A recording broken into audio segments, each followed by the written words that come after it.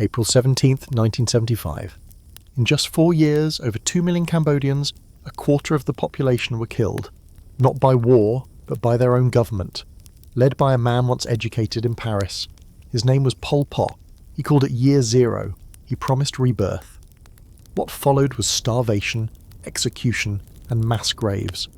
This is the buried horror the world refused to stop.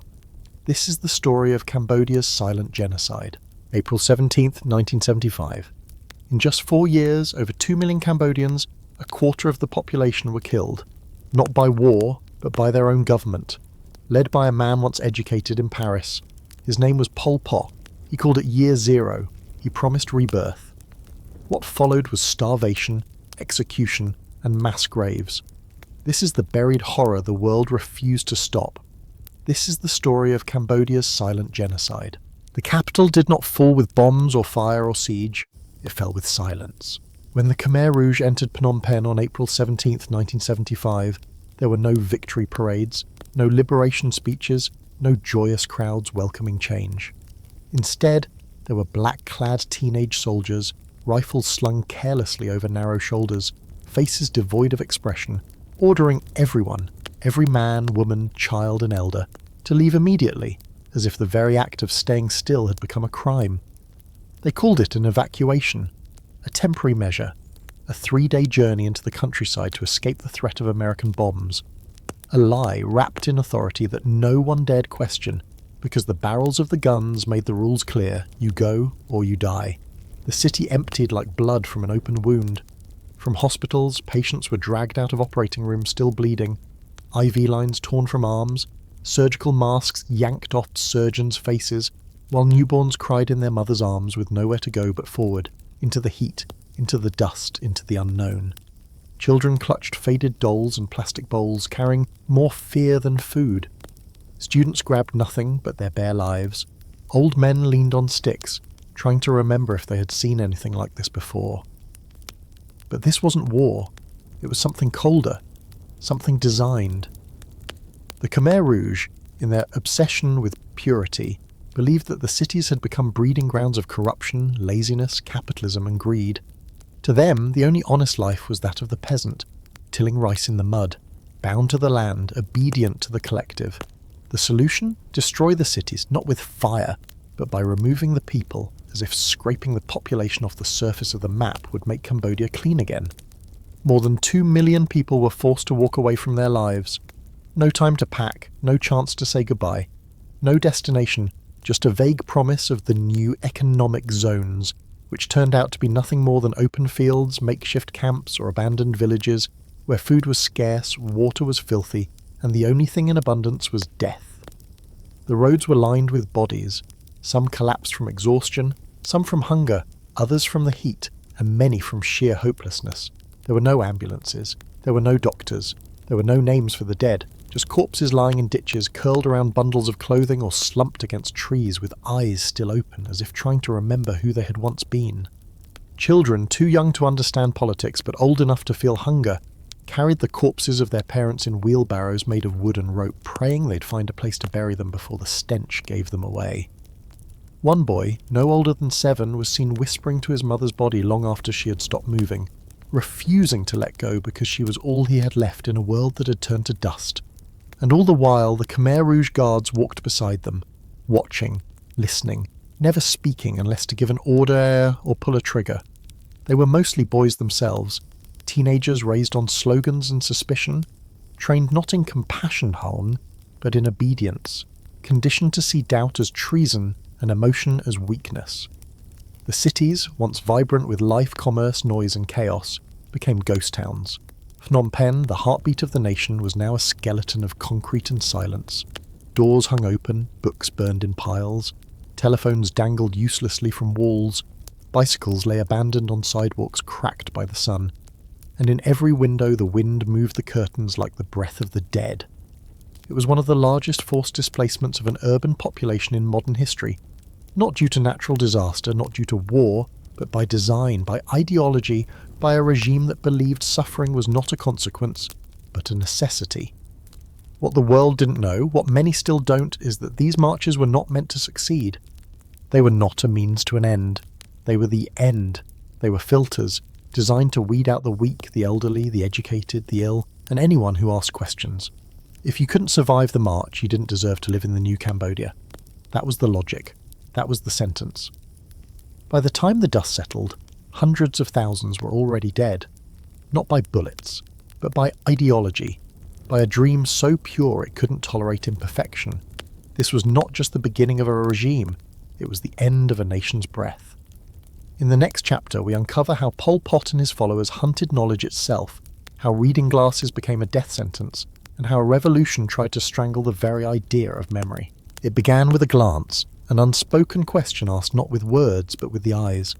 And if those eyes looked too thoughtful, too curious, too aware, they were marked. Not for education, not for opportunity, but for elimination. In Pol Pot's Cambodia, intelligence was treason. A single pair of eyeglasses could sign your death warrant, not because you had seen anything wrong, but because you might be capable of seeing. The Khmer Rouge, intoxicated by the purity of their agrarian dream, saw the educated not as allies, but as parasites, as dangerous remnants of a world they were determined to burn from the roots upward. To them, every teacher was a threat, every book a virus, every word in French a poison that could unravel the revolution's fragile hold on truth, and so they declared war not only on people, but on thought itself. Within days of year zero, intellectuals disappeared as if swallowed by the earth. University professors, government clerks, engineers, translators, artists, musicians, scientists, lawyers, and monks. Anyone whose hands were too soft, whose language too refined, whose thoughts too nuanced, were called in for re-education. They were told it would be brief. They were told to bring a change of clothes. They were told it would help the country. None came back. In villages and labour camps, people whispered warnings to each other, behind cupped hands. Don't wear glasses. Don't speak French. Don't write. Don't know too much. Even reading a map, even counting numbers aloud, even displaying a posture that looked too confident, too urban, too educated, these were all punishable by death. Because under Pol Pot, to appear educated was to be inhuman. The Khmer Rouge doctrine called such people enemies in disguise, worms in the rice, or snakes wearing human skin. Better to kill 1,000 innocents, they said, than to let a single traitor survive. And so they did, by the thousands, by the tens of thousands, by the hundreds of thousands. Eyewitnesses would later testify to pits filled with the bodies of schoolteachers, some still wearing their chalk-stained clothes, their fingers broken, their mouths gagged with pages torn from old textbooks. Doctors were beaten with their own stethoscopes. Musicians were executed with their instruments still strapped to their backs. Monks were defrocked, humiliated, and buried alive, their saffron robes fluttering over the fields like abandoned flags. Entire families were often killed together, for fear that the children of the educated would grow up carrying the same poisoned thoughts.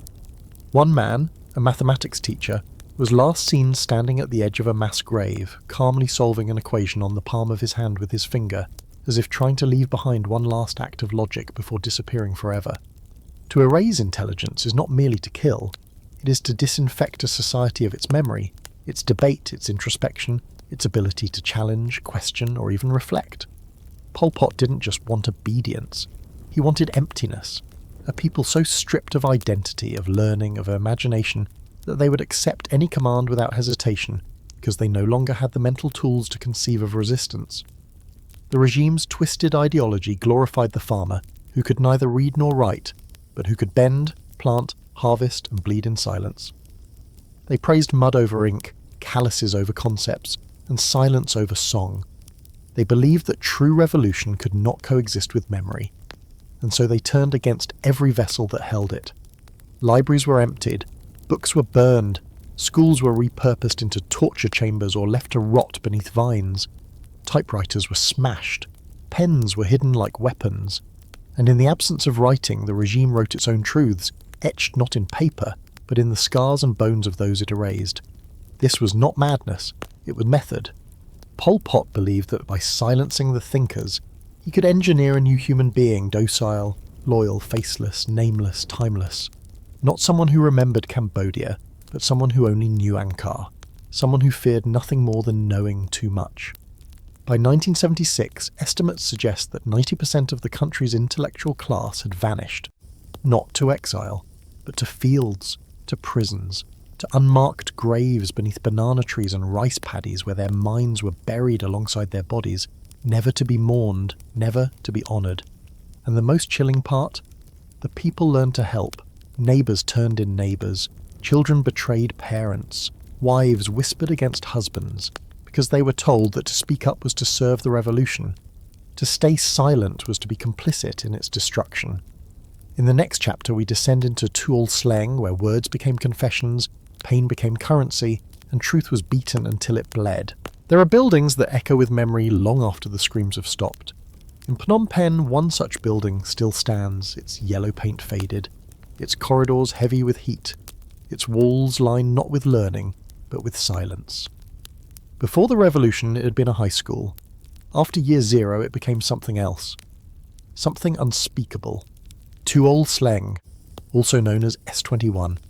A place where knowledge was replaced with interrogation, and chalkboards were ripped from the walls to make room for shackles. Where the only lessons taught were how to confess, how to beg, how to die. A school no one graduated from. From 1976 to 1979, nearly 20,000 people entered the gates of Tuol Sleng.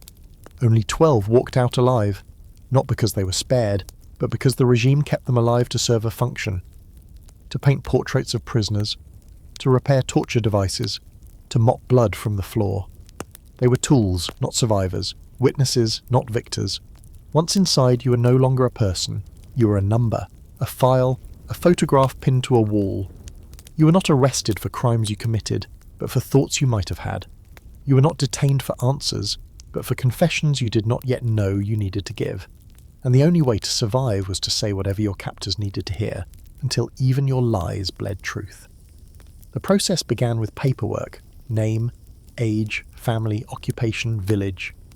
Then came the photograph, a close-up, black and white, your prisoner number hanging around your neck, your eyes locked on the camera, as if trying to signal to the future that you existed.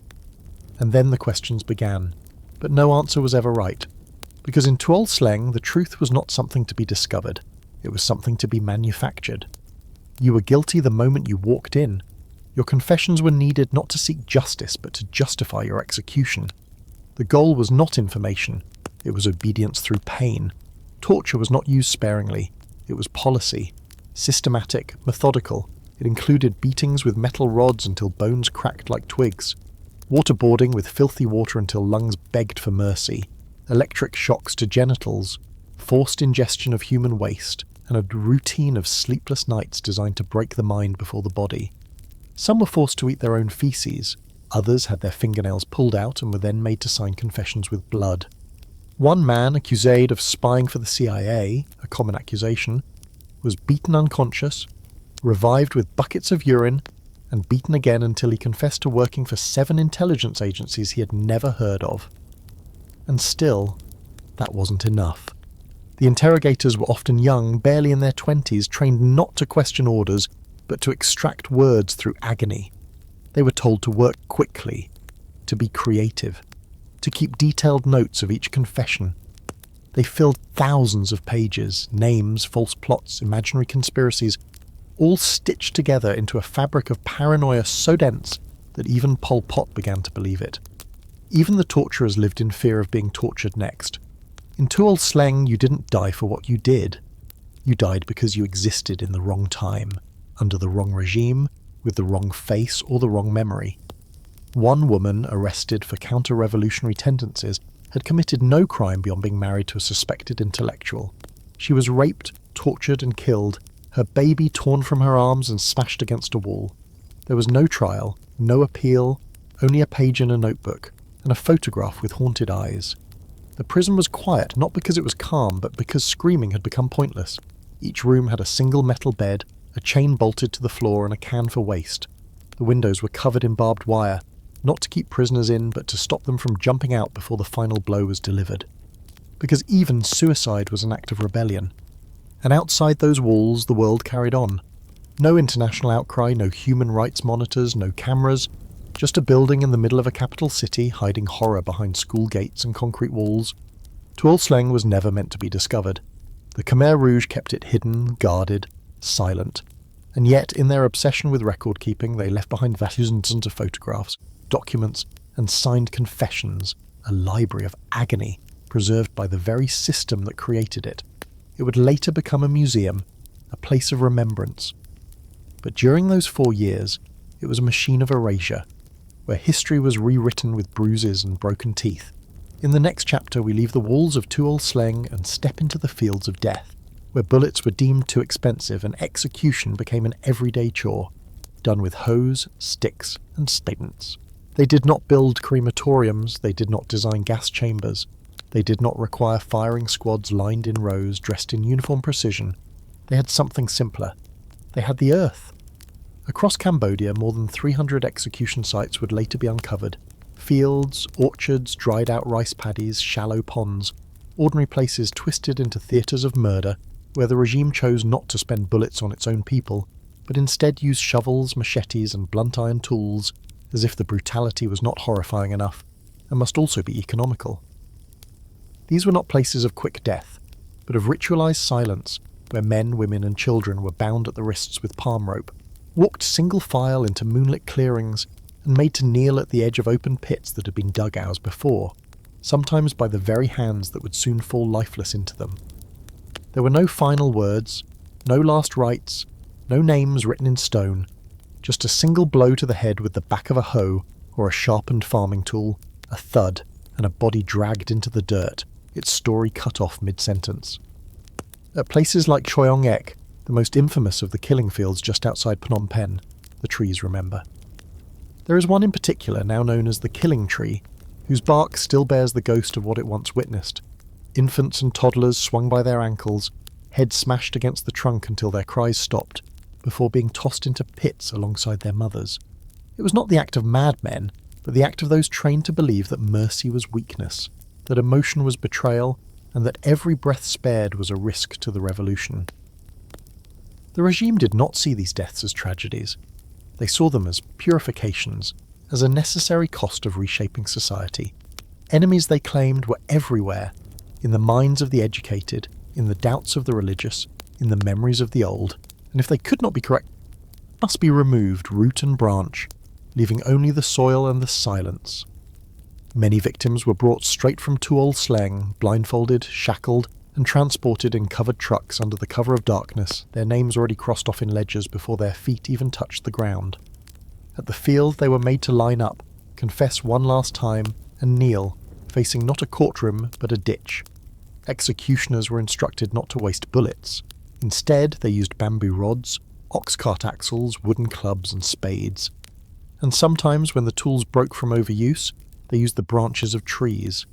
And in the morning they buried them, shallow, hurried, nameless graves covered only with a dusting of soil and the heavy air of secrecy. But the earth, over time, could not contain what it had swallowed. Bones began to rise. Shreds of clothing peeked through the ground. Teeth scattered like confetti beneath the wind. After every rain, the past surfaced again, uninvited, unburied, unhealed. It is estimated that over 1 million people were executed in these fields. Farmers, teachers, musicians, pregnant women, Buddhist monks, children too young to speak. And yet the true number may never be known, because the killings were so widespread, so routine, and so hidden by the terror that no one dared keep count.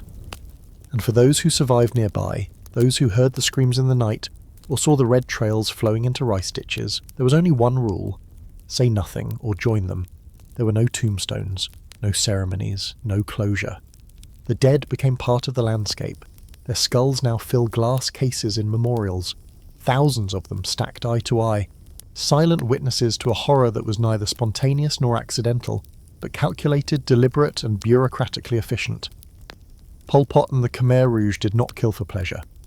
They killed for ideology, for the belief that a perfect society could only be born from absolute control, and that control required cleansing, not just of opposition, but of identity, of diversity, of individuality. The fields became the lungs of a regime that breathed death like oxygen, exhaling silence in place of justice. There is a sound that returns again and again in survivors' memories, Not the scream, not the shout, not even the final breath, but the sound of the hoe striking bone over and over until the earth had no choice but to accept another body it never asked for. In the next chapter, we turn to the minds of the young, the children who were taken, indoctrinated, armed and turned into weapons until they forgot who their parents were and remembered only Ankar. They were not born with rifles in their hands. They were born crying into the arms of mothers who hoped, perhaps foolishly, that innocence might survive even the darkest night. But in Pol Pot's Cambodia, even childhood was a threat to the revolution, unless it could be rewritten, reprogrammed, recoded, and reshaped into something obedient, brutal, and blind. The Khmer Rouge understood something terrifyingly well. If you want to build a new world, you don't just destroy the old, you must capture the children. Because children don't just forget, they can be taught never to remember. And so they were taken by the thousands from homes already shattered by starvation, grief and fear, and placed into re-education camps where love was stripped away and replaced with slogans, and where loyalty to family was replaced with loyalty to Ankar, the faceless, all-powerful entity that now replaced God, replaced blood, replaced everything. In these camps, children were taught to distrust, to spy, to inform, to punish. They were told their parents were enemies of the revolution, that affection was weakness, that mercy was treason, and that to question an order was to betray the collective. And they believed it, because belief was the only thing left to hold on to in a world where even hunger had become a virtue, and where pain was described not as suffering, but as purification. These boys and girls, some as young as 7, were issued black uniforms, red scarves, wooden rifles, and names no longer their own. They were trained not just in weapons, but in obedience without question, in loyalty without context, and in violence without guilt. They marched in perfect silence. They chanted slogans they could not understand. They repeated lines like mantras.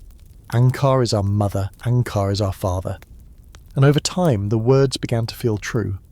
They became the eyes and ears of the regime. They patrolled villages, reported whispers, watched doorways.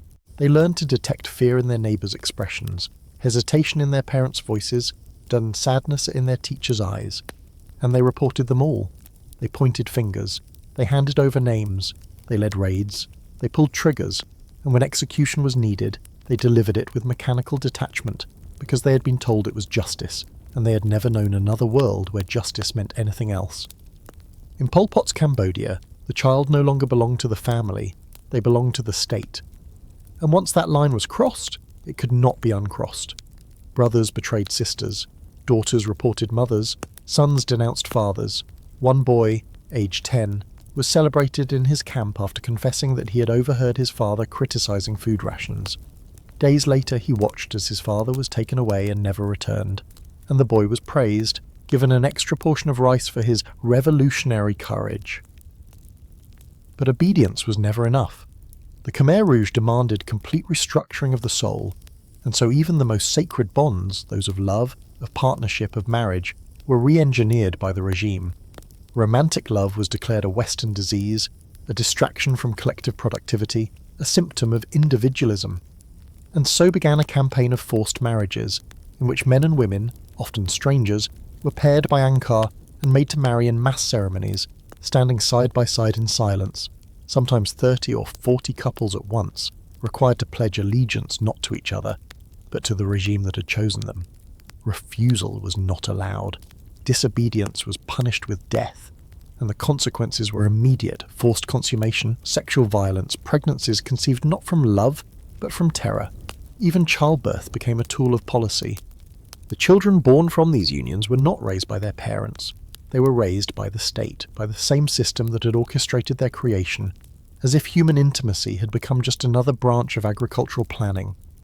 By 1978, the result was a generation that had never known tenderness, that had never been hugged without suspicion, that had never been told a bedtime story not written by the party. They were not children, they were soldiers, they were watchers, they were extensions of the machine, and when the regime finally fell, many of them didn't know how to cry. Some had never even seen their own parents, others had pulled the trigger themselves, and the silence that followed the collapse was not one of peace, but one of confusion, because they had been raised not to think, not to feel, but to obey. In the next chapter, we examine how the Khmer Rouge sought to erase the very fabric of identity, not only family and love, but religion, economy, history, and memory itself, leaving behind a society stripped to its bones, where nothing was allowed to exist except Angkar. When a regime no longer fears bullets or borders, it turns to something deeper, something more invasive than weapons and more enduring than war. It begins to erase the unseen, the things that live inside a person: belief, memory, ritual, hope, not because they are dangerous on their own, but because they compete with the party, with the doctrine, with the illusion of total control. Pol Pot understood that to truly conquer a country, you must not only dominate its soil and its bodies, you must exterminate its soul, until there are no thoughts outside the revolution, no words beyond the slogans, and no gods other than Angkar. And so Cambodia, a nation once rich with temples, prayers, incense, and chants passed from elder to child across generations, was turned into a vast prison of emptiness, where the monk's saffron robe became a death sentence. The sound of a bell was met with gunfire, and the gentle act of bowing one's head in devotion became a rebellion punishable by execution. More than 50,000 Buddhist monks were defrocked, expelled, disappeared. Pagodas were desecrated, turned into barracks, pigsties, or warehouses for rice. Sacred statues were smashed, buried, or tossed into rivers. Scriptures, hundreds of years old, were used to wrap fish, light fires, or simply shredded into pulp. Not a single monastery was spared. Not because the Khmer Rouge hated religion per se, but because they could not tolerate competition in the minds of the people. And so, where once candles burned and prayers echoed, there was now silence, boots, and the rustle of uniforms. But religion was not the only thing declared obsolete. The Khmer Rouge also abolished currency. Every coin, every banknote, every ledger was gathered, confiscated, and destroyed. Banks were emptied, burned, or abandoned. Markets were shut down. Private ownership was banned. From now on, all transactions were to be made not with money, but through the rationing hand of Angkar, which measured rice and salt not by need or effort, but by loyalty and silence. A man could work 14 hours in the field and still go hungry if his loyalty was questioned. A woman could carry bricks until her hands bled and still be denied soap if she hesitated to repeat the right slogans. Children were given sugar only if they reported suspicious conversations. In this new Cambodia, value was no longer measured in currency, but in compliance. People bartered what little they had: pieces of clothing for a handful of rice, rusted needles for dry matches, scraps of soap for whispered favours. But even these small acts of survival were dangerous. To trade without permission was labelled capitalist sabotage. To keep anything for oneself, an extra spoonful, a hidden photo, a note from a dead relative, was enough to disappear. Because ownership of memory was now forbidden, even names were seen as a threat. Children were given new names. Adults were addressed by numbers or titles stripped of affection. Personal photographs, letters, journals, and heirlooms were confiscated or burned. Entire family lineages were lost in a single afternoon. What mattered was not who you were, but how replaceable you could become. Books were banned, education was halted, traditional songs were replaced with revolutionary chants. The Khmer calendar was abolished. Time itself was reset to year zero, as if the centuries that had come before were a mistake best forgotten, and every second moving forward would belong only to the party. The past was not rewritten. It was denied. And yet, within that void, people tried to hold on. They whispered prayers while planting rice. They traced old letters in the dirt with sticks, then quickly brushed them away. Some hid rosaries or Buddha amulets in their mouths, swallowing them if the soldiers came. Others carved memories into the walls of latrines, hoping someone, someday, might read the truth. But most learned the deeper lesson. In a world without God, money, family, or history, the only thing that mattered was to disappear into sumons, to become a shadow that worked, bowed, obeyed, and never remembered. The Khmer Rouge called it purification, but what they created was a country without breath, where even the air felt watched, where every whisper might be the last, and where the future was just another field waiting to be dug.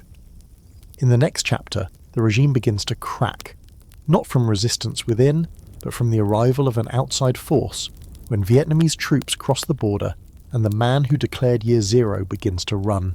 It did not end with a revolution from within. There were no uprisings, no mass protests, no cries of defiance rising from the labour camps, or the silent fields soaked in blood and memory.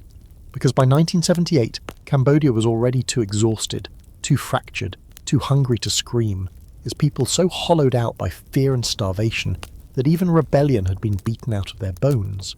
But borders cannot forget, and evil never stays contained forever. As the Khmer Rouge turned their eyes outward, staging raids into Vietnamese villages along the eastern frontier, burning homes and executing civilians in the name of defensive aggression, the storm they had sown finally began to turn. On January 7th, 1979, the silence was broken. Not from within, but from without.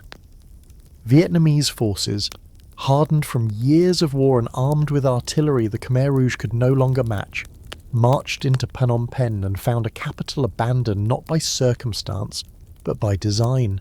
No government to surrender, no leaders to capture, only empty buildings, scattered documents, and a country that had become a graveyard pretending to be a nation. Pol Pot was already gone, even as the capital fell, even as the regime's institutions crumbled into ash and fleeing footprints. He and his inner circle had vanished into the jungle, escaping westward toward the Thai border, where tangled forests, sympathetic allies, and international blindness would shield them from justice for nearly 2 more decades. He did not die with his radial regime. He did not go down in flames or face the people he starved. Instead, he repositioned himself, first as a guerrilla leader, then as a myth, and finally as a ghost, orchestrating chaos from the shadows while the world, stunned, confused, distracted, tried to decide what had just happened and how much of it they were willing to admit they knew. The West, locked in Cold War logic, was slow to respond. Pol Pot's crimes were horrific, but he was anti-Vietnamese, and in the twisted calculus of geopolitics that made him, if not a friend, then at least a useful enemy of a mutual rival. And so, while Cambodia tried to breathe again, while survivors dug with their bare hands to retrieve the bones of parents and siblings, Pol Pot was not in prison. He was in hiding, still commanding Khmer Rouge remnants along the Thai-Cambodian border, rebuilding a force from shattered remnants and foreign supplies. From 1979 to 1997, the man who had orchestrated the deaths of nearly 2 million continued to speak in revolution's name, giving orders from jungle outposts, appearing in grainy photographs beside younger men still too loyal or too afraid to walk away. He spoke of imperialism, of betrayal, of vengeance. He claimed that the Vietnamese occupation had desecrated Cambodia's sovereignty, never acknowledging that he had already desecrated its soul. His hiding places were makeshift but well guarded, wooden huts under thick canopies of trees where radios crackled and loyalists stood sentry with rusting rifles. He aged there, he watched the world move on, and yet he remained convinced that history would redeem him, that his version of Cambodia had only failed because the people were not ready, that the rivers of blood had not been too deep, but simply not deep enough. International condemnation eventually came, but it was slow, fragmented, and toothless. The United Nations for years continued to recognise the Khmer Rouge as Cambodia's legitimate representatives. Aid flowed into refugee camps that were often under Khmer Rouge control. Trials were discussed, postponed, deferred. Justice, it seemed, had no urgency when genocide was no longer on the front page. Meanwhile, survivors tried to rebuild lives from the ruins. They returned to homes that no longer stood, searched for families that no longer breathed, and tried to plant crops in soil still full of bone and shrapnel, and even as they healed in fragments they knew he was still out there. Not a ghost, not a rumour, but a man, still living, still unpunished, still surrounded by guards. He would not be captured by foreign armies, he would not be handed over to an international court. In the end, it was his own followers, worn down by decades of failure and infighting, who turned on him. But that reckoning belongs to the next chapter. For nearly 20 years, Pol Pot walked untouched through the jungle he had once tried to turn into paradise, aging slowly, speaking softly, denying everything. In a world where justice sleeps and memory fades, what does it mean when the architect of such horror simply walks away? In the next chapter, we watch the moment when the walls of loyalty finally crack from within the very movement he built, and the man who killed a nation is placed not in a court of law, but in a room with no escape. For nearly 2 decades he walked between bamboo trees and slept beneath thatched roofs, cloaked not in secrecy but in the strange comfort of international forgetfulness. a man responsible for the deaths of a quarter of his nation still breathing freely under the same sky as his victims' descendants, shielded not by innocence but by the collective failure of the world to demand an answer.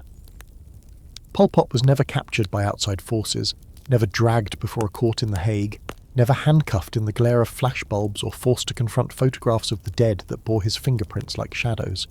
He was instead betrayed from within, not for justice, not for principle, but because power among the remnants of the Khmer Rouge had begun to fracture, and those who had once bowed before him now saw him as a liability, a man whose past crimes were no longer revolutionary mythology, but political baggage dragging them toward irrelevance and extinction. In 1997, deep in the jungles of northern Cambodia, Pol Pot was arrested, not by an international tribunal, not by surviving families, but by a splintered Khmer Rouge faction. The same apparatus that had once worshipped him as the father of Year Zero, now turning on him like a wounded animal consuming its own tail. The so-called trial that followed was not conducted in a courtroom, but in a makeshift hut, attended not by judges in robes or lawyers with files, but by men in fatigues reading from hand-scrawled statements, condemning their former leader not for genocide or torture or mass graves, but for treason against the movement.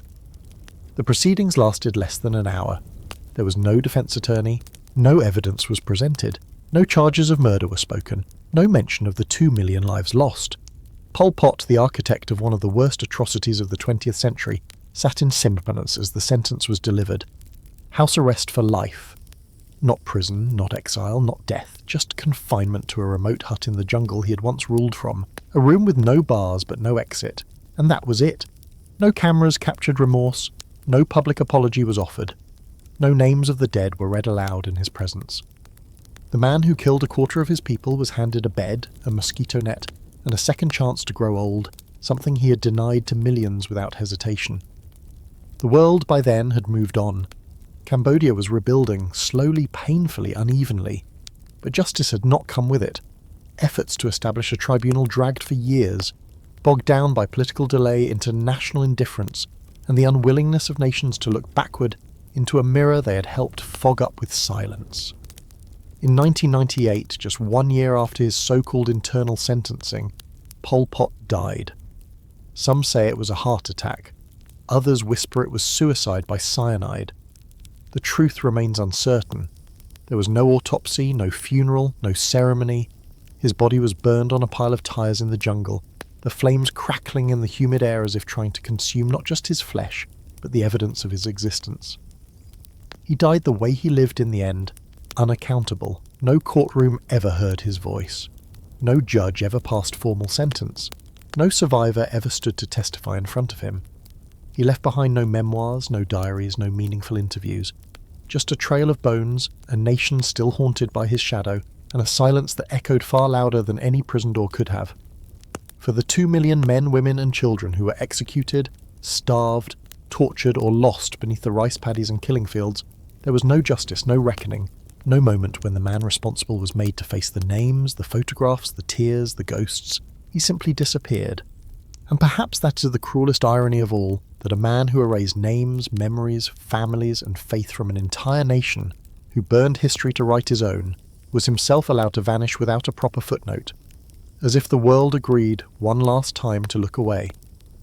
In the final chapter, we return to the ground where it all began, to a wounded nation still searching for healing, still living with the question, how do you rebuild a country when the man who broke it was never made to answer? 2 million people died, not in battle, not in foreign conquest, not by natural disaster, but by design, by a vision so absolute, so grotesquely pure, that it required the erasure of an entire society to survive its own ideology. Between 1975 and 1979, a quarter of Cambodia's population was starved, executed, raped, orphaned, disappeared, or left to rot in the shadows of forgotten temples and mass graves, while the world, preoccupied with its own political calculations, watched through fingers slightly parted, seeing just enough to be disturbed, but never enough to intervene. Pol Pot did not build statues of himself. He did not etch his name into marble or bronze. His legacy was not carved in stone, but buried in soil, in bone, in the silences of survivors who still whisper when they speak about those years.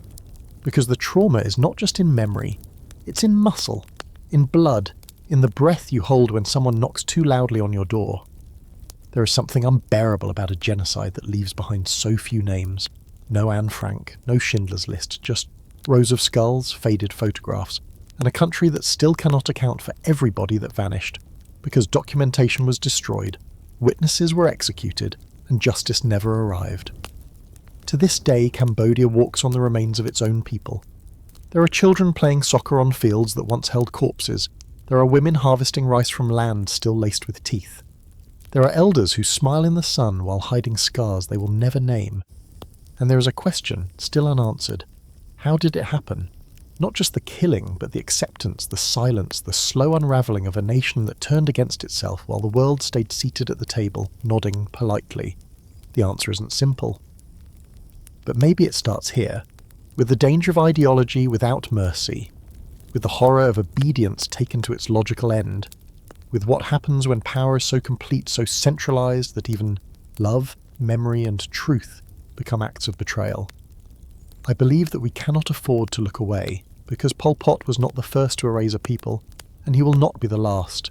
He is buried now, somewhere in the jungle, under ashes, under tyre rubber, under decades of neglect. But the system he created, the belief that suffering can be justified in the name of a better world, that idea is not dead. It reappears with new names, new uniforms, new slogans. History doesn't repeat. It whispers, it offers warnings, it leaves behind fields full of teeth and dares us to pretend we don't see them. So if this story reached you, if it stirred something in you, don't let it be just a moment of horror, then silence. Speak, ask, remember. And if you want to hear more of these stories, the ones that power tried to bury, the ones history forgot or chose not to teach, subscribe to the Nameless Scribe. This channel is not about heroes or triumph, it's about the cost of forgetting, and the quiet resistance of remembering anyway, because there are still names missing, there are still truths buried, and there are still wounds that need to be spoken, out loud, clearly and together. Subscribe now to the Nameless Scribe. History has no voice unless we choose to give it one.